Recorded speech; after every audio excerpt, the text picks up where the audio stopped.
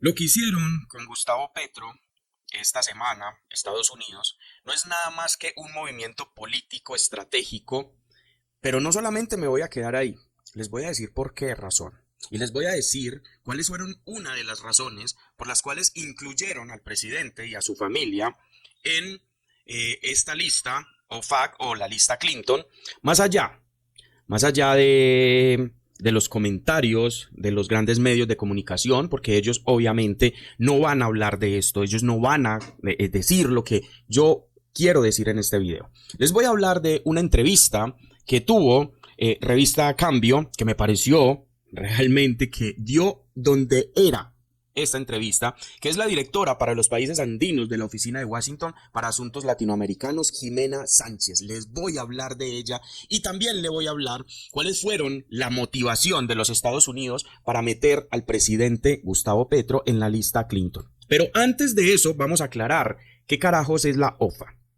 La OFA es una organización o un listado de personas que presuntamente o posiblemente pueden tener vínculos con el terrorismo, el narcotráfico o alguna afectación que puedan generar estas personas en contra de los Estados Unidos.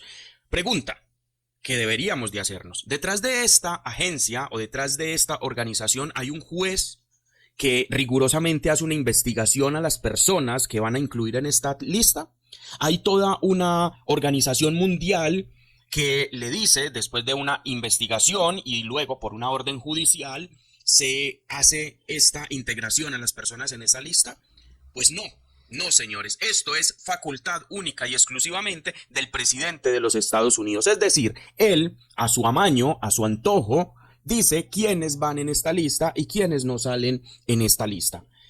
Y entonces, ¿por qué las personas que están en esta lista tienen líos económicos o al momento de hacer un préstamo, o al momento de hacer transacciones con algún banco o alguna entidad norteamericana? ¿Hay alguna ley que le diga a esas organizaciones que no deben de hacer transacciones con las personas que están en esa lista? No, no la hay. Es simple y básicamente por miedo, por físico miedo a sanciones que puedan tener o que puedan venir desde Washington a esos bancos o a esas entidades que hagan negocios con las personas que están incluidas en esa lista. Entonces, básicamente es por miedo. Aclarado esto, señoras y señores, pues no me queda más que decir que lo que hicieron con Colombia es una payasada y más allá, para ir y ponerle una connotación más seria, pues es solamente estrategia política. Y les voy a mostrar por qué es estrategia política con datos, no con relatos. Con datos le voy a decir por qué desde allá piensan que todo esto tiene que ver con la derecha colombiana. Y también les voy a mostrar, porque el presidente ayer en la Plaza de Bolívar, que estuvo a reventar, porque la gente o los que coincidimos el mundo, no de rodillas, eso de rodillas se lo dejamos a ustedes, señores de extrema derecha. Nosotros coincidimos el mundo de pie, desde la dignidad, no desde la rodilla. Reconocemos que todos los países, incluido Colombia, tiene que tener tratados comerciales con otros países y que la geopolítica es importante para nuestro país. Pero ojo, esos tratados comerciales, esos tratos geopolíticos no pueden pasar por la dignidad de los colombianos y mucho menos que esos tratados sean injustos a favor de otros países y en contra de esos colombianos que la derecha dice tanto defender, porque así es como funcionan ellos. Ellos hacen tratados en beneficio a las grandes empresas que están detrás de la financiación de ellos y se olvidan de ese pueblo que dicen y que necesitan tanto en las urnas para que vayan y les voten. Entonces, una o dos, mejor dicho, el presidente aquí habla de dos que pudo leer sobre por qué lo incluyeron en la lista Clinton. Escuchemos al presidente y enseguida comentamos el por qué al presidente Gustavo Petro, una de las razones del por qué lo incluyeron en esa lista. Yo quiero revivirla. Se me acusa, entre los motivos del gobierno de los Estados Unidos, se me acusa de que hablamos con organizaciones de tipo armado que ya no son insurgentes, que gravitan alrededor de las economías ilícitas y se nos acusa como si ese intento de evitar más violencia en Colombia fuera una alianza con el narcotráfico. Y lo único que puedo decir con la verdad de mi corazón es que este gobierno intenta hacer es una alianza con la paz para que los colombianos dejen de matarse entre sí. Se me acusa. Ustedes recuerdan que se estuvo hablando mucho de que por qué el gobierno, que está facultado legalmente para sentarse en diálogos con las organizaciones criminales, encontrar una salida negociada al conflicto en Colombia, y es legal dentro de nuestra constitución, dentro de las leyes de nuestro país, es legal que el gobierno nacional lo haga, no que un alcalde, no que un gobernador, como lo vinieron haciendo por allá en otras alcaldías. Recordemos quienes hacían tratos con las bandas criminales en otras alcaldías, que inclusive un secretario de seguridad salió condenado por eso. Quienes hicieron eso, que no estaban facultados para hacerlo, pero el único facultado para sentarse a negociar con las bandas criminales o con los grupos armados de nuestro país para encontrar una solución negociada al conflicto armado en Colombia es el gobierno nacional. Eso no está condenado en la ley de nosotros, pero el gobierno de los Estados Unidos usa eso como catapulta para poder vincular al presidente de Colombia con organizaciones criminales. Miren pues, pero la segunda, escuchen la segunda para que ustedes miren que esto es meramente político, señores. Escuchen la segunda razón por la cual vincularon al presidente Gustavo Petro en esta lista, señores. Escuchen. En los escritos que he leído aparece allí que yo revelé una información secreta del grupo Esmond, del grupo de inteligencia financiera del mundo de los estados, porque le dije al pueblo colombiano una verdad que creí tenía que saber, y era que aparecían las transacciones probadas con una empresa de Israel desde Colombia, en donde se compraba un programa criminal de interceptaciones ilegales a nombre de un software que se llama Pegasus. Hoy me están sacando, o más bien metiéndome en la lista de OFAC, como la llaman, porque le dije al pueblo de Colombia que la CIA había pagado el programa Pegasus para pasarse por encima de la ley de Colombia en el mismo territorio colombiano a interceptar comunicaciones de no sabemos qué y cuántos colombianos y colombianas. ¿Ustedes recuerdan el revuelo que hubo con el software Pegasus? Que después de muchas investigaciones se descubrió que había sido la CIA que lo había comprado y que Colombia no tenía supuestamente nada que ver con eso, pero había sido la CIA que lo había comprado para Colombia.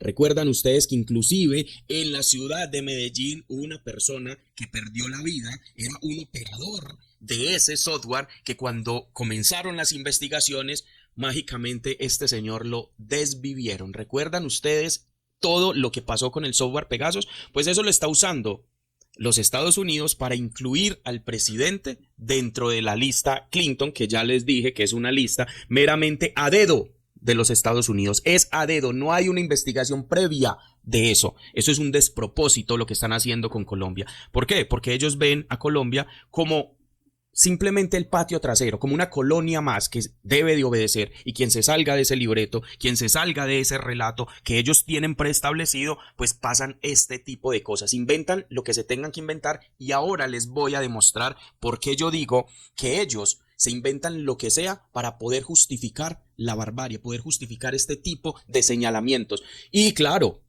obviamente, seguirle la cuerda a la extrema derecha y preparar todo un panorama político para subir un presidente que obedezca y que se arrodille ante los intereses de los Estados Unidos. Si lo volviera a saber, lo volvería a decir, porque la CIA cometió un crimen en Colombia que la ley colombiana no permite.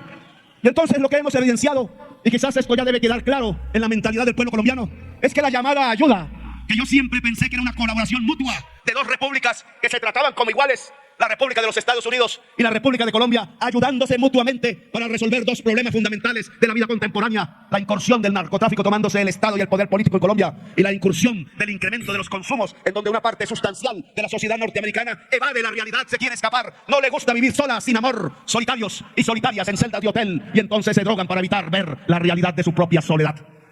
Creí que nos podíamos ayudar francamente, sin trampas, hablando de los fracasos y de los éxitos de esa colaboración. Pero hasta yo mismo tuve que darme cuenta que las armas que cuidaban al presidente en el palacio ni siquiera eran propiedad de la República de Colombia, sino que el presidente estaba cuidado o descuidado por las armas propiedad de los Estados Unidos. Que a nuestro ejército le dicen que lo ayudan, pero lo están descontrolando. Que a la policía le dicen que la ayudan, pero lo que están es controlándola. Que a la fiscalía le dicen que la ayudan, pero lo que están es controlándola. Señores, aquí no hay soberanía. La derecha no está defendiendo la soberanía del pueblo colombiano. La derecha está defendiendo la soberanía de los Estados Unidos sobre el pueblo colombiano. Eso es lo que está haciendo, y a eso es lo que le apunta a la derecha en estas elecciones. Devolverle a los Estados Unidos y ponernos a todos de rodillas como siempre lo han mantenido. Des en cuenta, ustedes solo quieren controlar el ejército, solo quieren controlar la policía, la fiscalía, las armas que cuidaban la casa de Nariño, pues le pertenecían a los Estados Unidos. Señores, esto es una colonia de los Estados Unidos y cuando tenemos un presidente que se sale de ese alineamiento que quieren imponer, entonces es donde viene todo este tema político. Pero pasando a lo que les anunciaba en un principio, es que la revista Cambio le hizo una entrevista a esta señora que es la directora de países andinos de la oficina de Washington para asuntos latinoamericanos, Jimena Sánchez. Esta señora revela unas cosas verdaderamente delicadas, señores, delicadas. Y vámonos rápidamente, la entrevista la pueden leer completa, pero yo saqué unos apartes que realmente muestran y develan cuál ha sido el papel de la extrema derecha en todo este asunto de la desertificación, las sanciones y todo lo que se ha venido en Colombia y se ha venido escalando poco a poco. La derecha tiene muchísimo que ver. Le pregunta la revista Cambio, ¿quiénes han sembrado la animosidad contra Petro? Responde la señora entrevistada, que se me olvidó el nombre, y es la señora Jimena Sánchez. Responde Jimena Sánchez. En el sur de la Florida hay congresistas como Mario Díaz Balart, Carlos Jiménez, María Elvira Sánchez, el senador Rick Scott y Mario Rubio, cuando eran senadores, que tienen relaciones muy cercanas con el uribismo, con Álvaro Uribe directamente y con la oposición colombiana, señores. Y han habido intercambios desde mucho antes de que Petro llegara al poder. Hemos visto delegaciones de congresistas de la oposición, alcaldes no necesariamente alineados con la visión de Petro. Han habido reuniones con Iván Duque, Vicky Dávila. Yo pienso que la visión de Colombia la transmitieron ellos. Esto ha llevado a una percepción errada de Colombia y de Petro, que está muy personalizada. Recuerden ustedes la señora de Génico con el señor Marco Rubio, sí, el mismo señor que se reúne con el Mocha Cabezas, él es integrante de la agrupación Al Qaeda o del grupo terrorista Al Qaeda, que ya no es terrorista, porque ya este señor tomó el mandato de Siria y les entregó a Siria en bandeja de plata, entonces están muy felices. Ya no es el Mocha Cabezas, ya no es un ex integrante de Al Qaeda terrorista que hay que buscar y bombardear, no, ya es un fiel amigo porque se tomó la presidencia de Siria. Entonces con este mismo señor Marco Rubio se reunió la señora de Génico. Recuerden y miren ustedes quiénes son los que han llevado la percepción de o lo que tenemos hoy o lo que Estados Unidos tiene como percepción en Colombia. Recuerden ustedes al señor Federico Gutiérrez allá en Washington con el alcalde Eder también. Recuerden ustedes por qué que todo el revuelo que se causó porque estos señores supuestamente iban a defender a Colombia. ¿De qué hablaron estos señores? ¿A qué fueron allá estos señores? ¿Por qué tanto afán? ¿Y por qué ahora que se ven las consecuencias de lo que ellos lograron, entonces vemos, amigos y amigas, todo lo que se estaba buscando, todo lo que se estaba acordando en todas estas reuniones? Podríamos pensar que el resultado de lo que está pasando es el resultado de todas estas reuniones. Recordemos a la Catherine Miranda, también allá, con los congresistas de los Estados Unidos, a este señor Efraín Cepeda. Recordemos que también por ahí salió con un enredo muy delicado y que son realmente, según esta entrevista, quienes auspiciaron todo lo que está pasando en Colombia. Es la derecha, queridos amigos, los que quieren arrodillar a Colombia a los únicos beneficios que tienen que ver con los Estados Unidos. Pero la entrevista sigue. Y a esta señora le preguntan, ¿podrían ellos encontrar un asidero legal para decir que Petro tiene nexos con el narcotráfico y con el terrorismo e incluirlo en la lista Clinton? Le preguntan a esta señora y ojo a la respuesta. Por eso le decía yo que esto es meramente político, señores. Han justificado sanciones contra el juez Alexander de Mareas de Brasil. Recordemos quién es este juez. Este juez fue el que condenó a Jair Bolsonaro de extrema derecha y los Estados Unidos, diciendo que él comete violación de derechos humanos y es corrupto, cuando en realidad el juez que está tratando de investigar y prevenir esta situación, entonces son capaces de hacerlo. Y yo no sé ¿Con qué justificación son capaces de hacerlo? Y lo hicieron porque esta entrevista fue antes de que incluyeran al presidente Petro en la lista Clinton. Se lo inventaron, señores, se lo inventaron, como también se inventaron que el señor juez de Brasil, porque condenó a Bolsonaro, que quería entregarle el país de rodillas a Brasil, se lo quería entregar a los Estados Unidos, entonces salió que ese juez era un violador de derechos humanos y un corrupto. Se lo inventaron.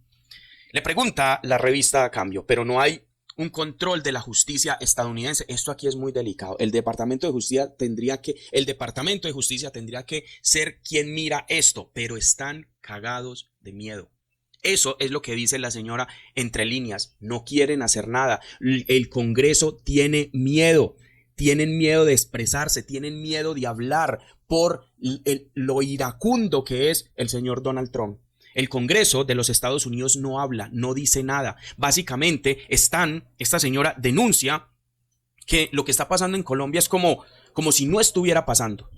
Se están haciendo los locos, nadie quiere mirar, nadie quiere decir nada, nadie se atreve a decirle nada a Donald Trump y básicamente dice esta señora que este señor está haciendo lo que le da la gana, que el despliegue de tropas al mar Caribe debería de pasar por el Congreso, debería ser consultado, pero que echaron a todas las personas que necesariamente tenían que hacer una investigación rigurosa del por qué están bombardeando lanchas en el Caribe. Y que a todas esas personas las echaron y que los que pueden hablar no hablan porque están muertos de miedo contra Donald Trump. Es increíble, muchachos, pero también menciona que un almirante del Comando Sur renunció hace unos días y que él, lo que se dice o lo que se especula por el hecho de que él haya renunciado es porque él no quiere ser partícipe luego o quiere ser incluido en una investigación de violación de derechos humanos y prefirió renunciar. Un comandante de 37 años, el comandante del Comando Sur, señores, renunció porque no quiere ser partícipe de lo que está haciendo Donald Trump en contra de todo esto. Le pregunta Cambio, a Trump no le importa que eventualmente lo juzguen por la destrucción de las lanchas sin el debido proceso o a los ocupantes. Responde esta señora, ojo que aquí hay algo muy clave. Lo que estaba detrás antes de Trump llegar al poder por segunda vez era el Proyecto 2025, un proyecto de más de 100 grupos conservadores de derecha extrema y cristianos nacionalistas. Esto que está pasando, señores, esta locura de Trump de ponerle aranceles, de pelearse con todo el mundo, de imponer y demostrarle a todo el mundo quién es el que la tiene más grande, de acusar a todo el mundo, de meter inclusive a presidentes que han sido o países que han sido aliados históricamente con los Estados Unidos en la lucha contra el narcotráfico, meterlos en esta lista para presionar a los gobiernos para que elijan a otros mandatarios como los de extrema derecha, señores. Todo esto, señores, hace parte de una estrategia que ya venía planeada. Todo esto ya venía planeado y los congresistas, los alcaldes y toda esta gente de extrema derecha pues le sirvieron de catapulta para emprenderla en contra de Colombia.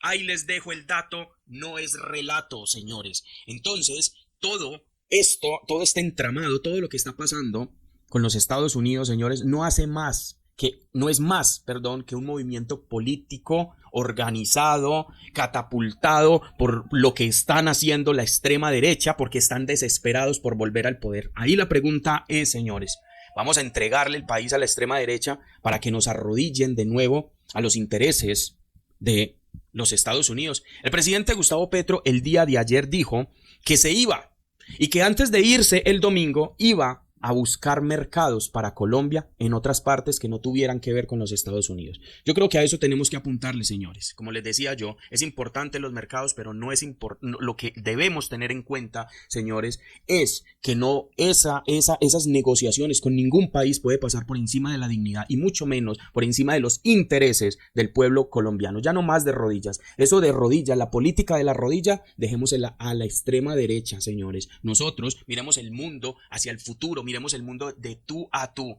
y los mandatarios miremoslos de tú a tú y exijámosles a nuestros gobernantes que hagan lo mismo. Ya no más de rodillas, señores. Esa política de la rodilla se las regalamos, señores de derecha. No más con nosotros la política de la rodilla. La política de la rodilla es de ustedes, fabricada por ustedes, impulsada por ustedes. Lo de nosotros es la política de la dignidad.